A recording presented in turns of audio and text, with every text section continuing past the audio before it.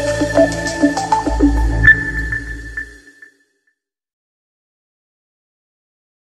दोस्तों, पाइथन के lecture series में आपका स्वागत है। आज हम लोग पढ़ने वाले हैं लैम्डा फंक्शन। ये बहुत ही फेमस फंक्शन है, बहुत ही ज़्यादा पूछा जाने वाला, एग्जाम में, इंटरव्यू में, डिस्कशन में पूछा जाने वाला एक टॉपिक है। तो लैम्डा फंक्शन के साथ दिक्कत है कि लैम्डा फंक्शन जब हम पढ़ते हैं ना, तो लैम्डा फंक्शन को अगर आप अकेले पढ़िए तो कभी उसकी यूटिलिटी समझ में नहीं आती कि यार क्यों इस तरीके से है। ये तो हम समझ जाते हैं कि वो एक खास तरीके का फंक्शन है, एक खास लिखने का स्टाइल है, लेकिन ऐसा क्यों है ये समझ में नहीं आता। तो इसीलिए मैंने आज सोचा कि लैम्डा को मैं आपको हाई ऑर्डर फंक्शंस के साथ में पढ़ाऊंगा। तो पहले हम लोग बात करते हैं लैम्डा फंक्शन की और फिर हम लोग बात करेंगे हाई ऑर्डर फंक्शंस की। तब आपको एकदम क्लियर हो जाएगा कि लैम्डा फंक्शन का काम क्या होता है, क्यों वो बनता है। तो बने रहिए मेरे साथ। तो एनोनिमस फंक्शन, लैम्डा फंक्शन मतलब एनोनिमस। एनोनिमस मतलब एक ऐसी चीज जिसका कोई नाम ना हो, ठीक है। तो आप देख सकते हैं कि लैम्डा फंक्शन जो होता है उसका कोई नाम नहीं होता और वो लैम्डा कीवर्ड से बनता है। मतलब लैम्डा फंक्शन को बनाने के लिए लैम्डा कीवर्ड इस्तेमाल किया जाता है।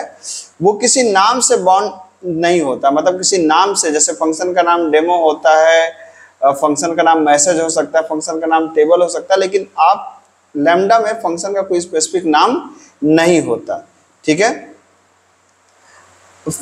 लैम्डा में आप कितने भी नंबर ऑफ आर्गुमेंट दे सकते हैं और एक वो वैल्यू को रिटर्न करता है। जनरली रिटर्न वैल्यू पे ज्यादातर ये काम करता है, ठीक है। और लैम्डा में जाहिर सी बात है कि एक नॉर्मल फंक्शन नहीं, इसलिए इसको डेफ कीवर्ड से हम लोग नहीं बनाते हैं, ठीक है। तो लैम्डा कैसे बनता है? लैम्डा आर्गुमेंट 1, आर्गुमेंट 2, आर्गुमेंट 3, जितने भी आर्गुमेंट आप देना चाहें, आर्गुमेंट n तक, और फिर यहाँ पे कोलन और यहाँ पे एक्सप्रेशन, जो भी आपको काम हो। जैसे मैंने एग्जांपल दिया कि एक फंक्शन बनाया आपने लैम्डा, a और b उसके आर्गुमेंट्स हैं, और कोलन a प्लस b, मतलब कुल मिला के क्या है, लैम्डा ये है उसके आर्गुमेंट्स, कोलन के बाद ये है उसकी डेफिनेशन। जनरली डेफिनेशन इसकी वन लाइनर ही होती है।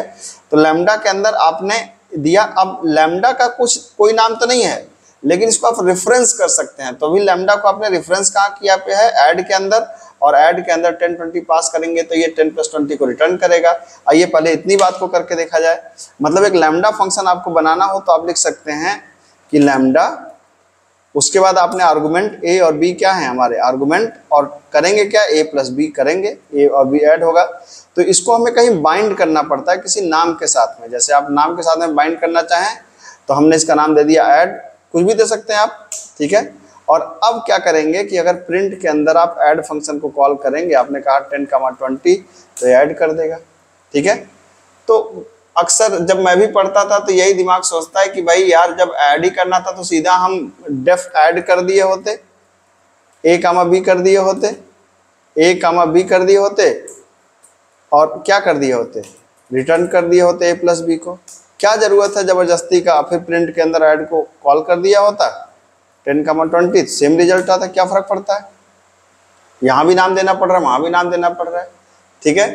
तो अभी एक बात तो समझ में आ गई ना कि लैम्डा बनता कैसे। लैम्डा पहला पैरामीटर, दूसरा पैरामीटर, तीसरा पैरामीटर, जितने पैरामीटर आप देना चाहें, कोलन और फिर उसकी डेफिनेशन, ठीक है। अभी इतने पे स्टिक रहिए, फिर अभी थोड़ी देर में एकदम क्लियर समझा दूंगा कि लैम्डा का इस्तेमाल असली में कहाँ पे है, ठीक है। अब आइए थोड़ा सा हम लोग पढ़ते हैं हाई ऑर्डर फंक्शन। जब हाई ऑर्डर फंक्शन पढ़ेंगे ना तब लैम्डा का काम आपको असली समझ में आएगा, ठीक है। अब देखिए, अब हाई ऑर्डर फंक्शंस के लिए क्या होता है। जैसे हाई ऑर्डर फंक्शंस, यहाँ पे मैंने दो फंक्शंस लिए हैं, मैप फंक्शन और फिल्टर फंक्शन। मैप और फिल्टर ये दोनों हाई ऑर्डर एक खास तरीके के फंक्शन होते हैं जो किसी दूसरे फंक्शन को आर्गुमेंट लेते हैं या किसी फंक्शन को रिटर्न करते हैं। मतलब ये जो फंक्शंस होते हैं, जैसे ये खुद एक फंक्शन है हाई ऑर्डर, लेकिन ये आर्गुमेंट में क्या लेते हैं, ये आर्गुमेंट में एक दूसरे फंक्शन को आर्गुमेंट लेते हैं, इसलिए इनको बोलते हैं हाई ऑर्डर फंक्शंस। तो इसमें जो पहला फंक्शन है that is map function. Map function क्या करता है कि map function applies a function to the every element in a list. हर एक लिस्ट के एलिमेंट पे कोई फंक्शन अप्लाई करता है। तो इसका अगर सिंटैक्स आप देखें तो मैप फंक्शन, जिस फंक्शन को अप्लाई करना है, किस पे अप्लाई करना है, जो आइटरेबल ऑब्जेक्ट जो होंगे वो इस पे अप्लाई करने हैं। तो आइटरेबल ऑब्जेक्ट और फंक्शन ये क्या है, जैसे मान लीजिए मैं आपको दिखाता हूं।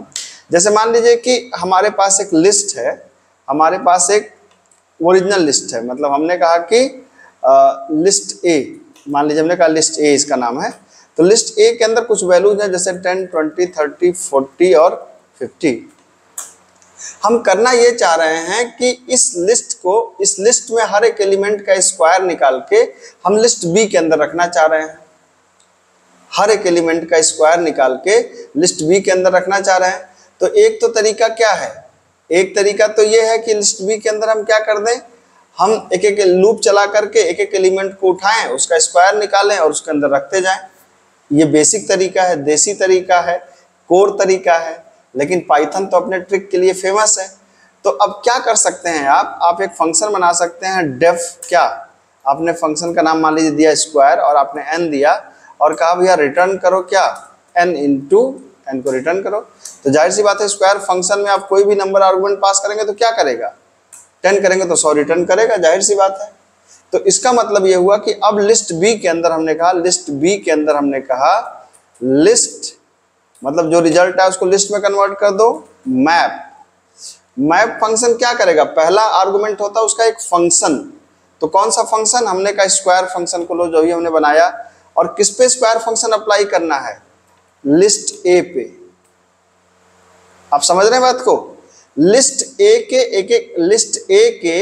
एक एक एलिमेंट को उठाओ और उसको कहां पे पास कर दो, स्क्वायर के अंदर। स्क्वायर फंक्शन उसका स्क्वायर निकाल के सबको पास कर देगा कहां पे, लिस्ट बी के अंदर। आप देख सकते हैं लिस्ट बी को जरा प्रिंट करा के देखिए भाई साहब, ये देखिए, ठीक है। तो अब टेक्निकली अगर आप इस चीज को नहीं समझ पा रहे हैं तो मैं आपको बड़े आराम से समझाता हूं इस चीज को।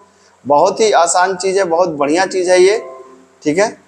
तो इस चीज को हम लोग समझते हैं। हुआ क्या, टेक्निकली हुआ ये है कि आपने क्या किया, आपने यहां पर लिया लिस्ट ए और लिस्ट ए के अंदर आपके पास क्या है, आपके पास है लिस्ट ए के पास है, सॉरी लिस्ट ए के पास है 10, 20, 30, 40 और 50।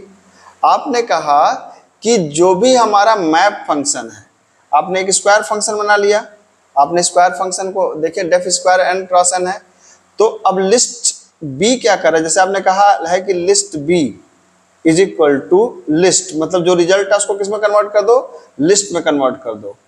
और रिजल्ट क्या आएगा, मैप ऑब्जेक्ट आएगा, मतलब मैप फंक्शन रिजल्ट देगा, क्या देगा, उसने कहा स्क्वायर फंक्शन पे अप्लाई करो, ठीक है।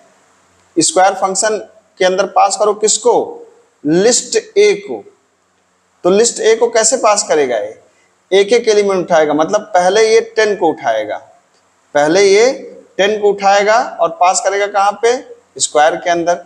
उसका स्क्वायर निकला, लिस्ट बी के अंदर चला गया। फिर 20 को उठाएगा, उसका स्क्वायर निकला, फिर इसके अंदर चला गया, फिर इसका स्क्वायर निकला, फिर इसका स्क्वायर निकला, फिर इसका स्क्वायर निकला।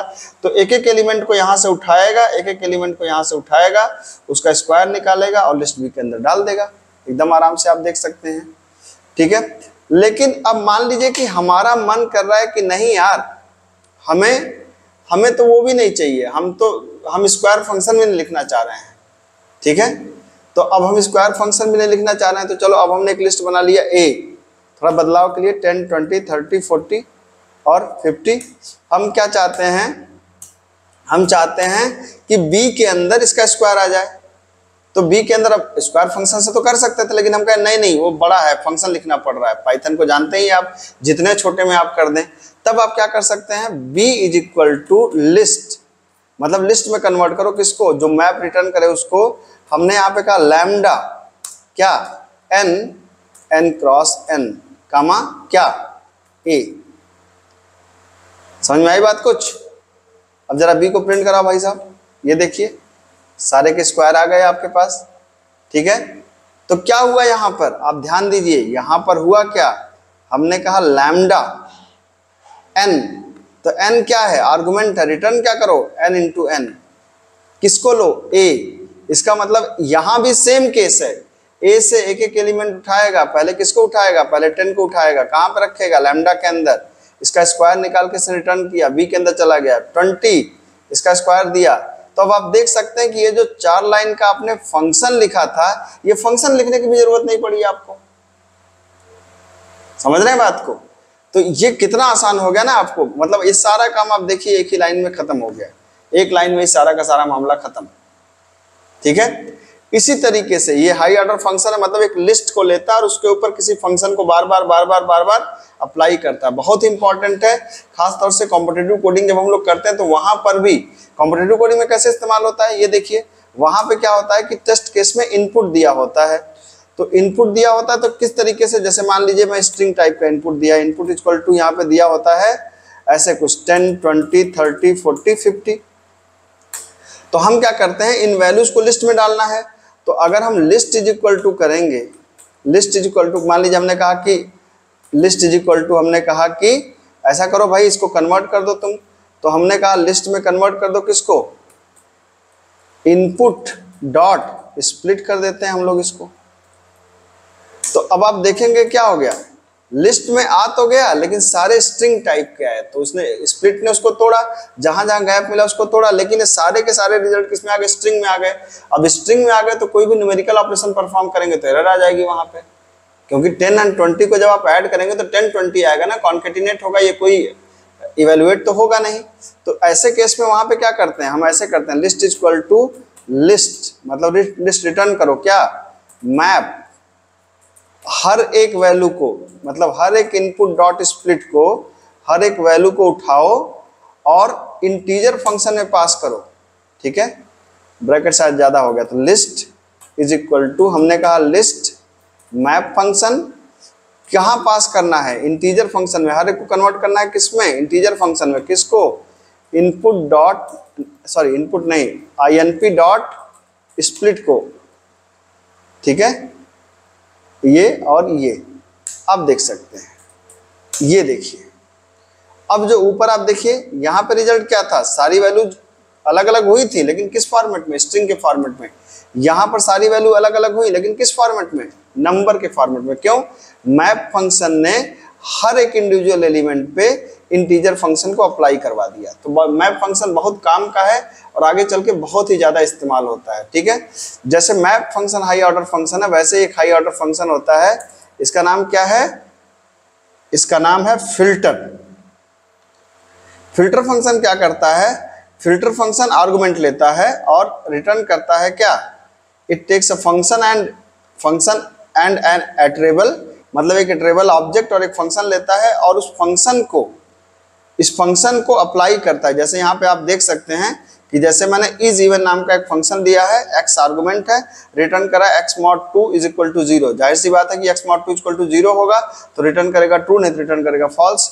तो अब एक करेगा क्या, कोई हमारे पास एक वैल्यूज नाम की क्या है, हमारे पास एक वैल्यूज नाम की हमारे पास एक लिस्ट है और इस लिस्ट में जितने भी इस वैल्यूज को इस फंक्शन में डालेगा और जहां जहां ट्रू रिटर्न होगा, याद रखिए जहां जहां इस फंक्शन के द्वारा ट्रू रिटर्न होगा वो वैल्यू यहां पर आ जाएगी।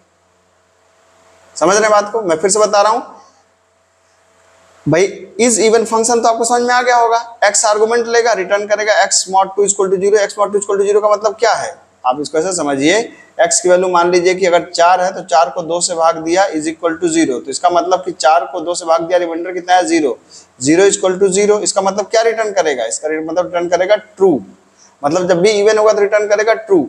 और अगर मान लीजिए कि 5 हुआ तो 5 mod 2 इज इक्वल टू 0, तो 5 mod 2 तो 0 आएगा नहीं, ये 1 आएगा, इज इक्वल टू 0 नहीं, दोनों मैच नहीं कर रहे हैं तो क्या रिटर्न करेगा, फॉल्स रिटर्न करेगा। तो जब भी इवन वैल्यू होगी तो क्या देगा, ट्रू, और जब भी ऑड वैल्यू होगी तो क्या देगा, फॉल्स देगा। तो ये क्या करेगा क्या कि इन वैल्यूज वाले पे हर एक वैल्यू को इस फंक्शन के अंदर पास करेगा और ये फंक्शन अगर ट्रू रिटर्न करता है तब यहाँ पे आ जाएगा, अदरवाइज नहीं आएगा। इसको आप देख सकते हैं। तो क्या किया हमने, यहाँ पर हमने कुछ वैल्यूज को ले लिया, जैसे मान लीजिए हमने कहा एक LST ले लिया इक्वल टू, हमने सिंपल कर लिया 1 2 3 4 5 6 7 8 9 और 10। ठीक है, ये लिस्ट के अंदर 10 वैल्यूज हैं। अब हमने कहा रिजल्ट लिस्ट, मतलब R list is equal to, मुझे एक एक इवन नंबर चाहिए। तो अभी आपने इवन का फंक्शन तो देखा, ठीक है, इज इवन फंक्शन आपने यहाँ पे देखा कि इज इवन फंक्शन, ये आपने कहा कि भाई इज इवन फंक्शन है जो ट्रू या फॉल्स रिटर्न करेगा। तो हमने कहा यार कौन इज इवन बनाए, ठीक है, हम क्यों ना लैम्डा फंक्शन यहाँ पे बना दें। तो मैंने कहा कि लिस्ट क्या, फिल्टर ठीक है, फिल्टर का मतलब कि फिल्टर करो किसको, हमने कहा ये पहला फंक्शन चाहिए, वो फंक्शन ट्रू देगा तभी लिस्ट से वैल्यू आएगी, तो हमने कहा क्या, लैम्डा आर्गुमेंट किसको लो, n को, और क्या रिटर्न करो, n mod 2 is equal to 0, that's it, comma list कौन सी है, LST, ठीक है, ये देखिए हो गया, डन। अब RLST के अंदर देखिए सिर्फ वो वैल्यू गई हैं जो कौन कौन सी हैं, इवन वैल्यूज हैं। तो कैसे काम कर रहा है, लैम्डा फंक्शन n को आर्गुमेंट ले रहा है, रिटर्न कर रहा है n mod 2 इक्वल टू 0, मतलब अगर n को 2 से डिवाइड करने में रिमाइंडर 0 है तो ट्रू, 0 नहीं है तो फॉल्स। तो इसका मतलब है कि जैसे पहली बार 1 आया तो इस फंक्शन ने क्या रिटर्न किया, इस फंक्शन ने रिटर्न किया फॉल्स, जब फॉल्स देगा तब इसकी वैल्यू इसमें ट्रांसफर नहीं होगी। जब 2 आया तो इस फंक्शन ने क्या रिटर्न किया, इस फंक्शन ने रिटर्न किया ट्रू, जब ट्रू आएगा तो इसकी वैल्यू इसमें ट्रांसफर हो जाएगी। इसका मतलब 2 देखिए रिजल्ट के अंदर आ गया है। तो अभी तक हम एक फंक्शन बनाते हैं अलग से इवन चेक करने के लिए, हमने कहा यार क्या जरूरत है इवन चेक करने की, सीधा यहीं पे लैम्डा फंक्शन बना दो ना, ठीक है। तो जहां पर भी किसी भी फंक्शन के अंदर जहां पे कोई फंक्शन पास करने जैसी चीज होती है, वहां पर हम एक फंक्शन बनाने की बजाय लैम्डा लिख करके अपना काफी स्पेस को, मतलब काफी लाइन ऑफ कोड को रिड्यूस कर सकते हैं। और पाइथन लाइन ऑफ कोड को रिड्यूस करने में तो राजा है, इससे बेहतर कोई लैंग्वेज है ही नहीं है अगर लाइन ऑफ कोड को रिड्यूस करने की बात की जाए तो। आशा है कि मैं आपको हाई ऑर्डर फंक्शन और लैम्डा को समझा पाने में सक्षम हुआ होऊंगा, और अगर समझ में आया हो तो लाइक करिए, शेयर करिए। Thank you so much.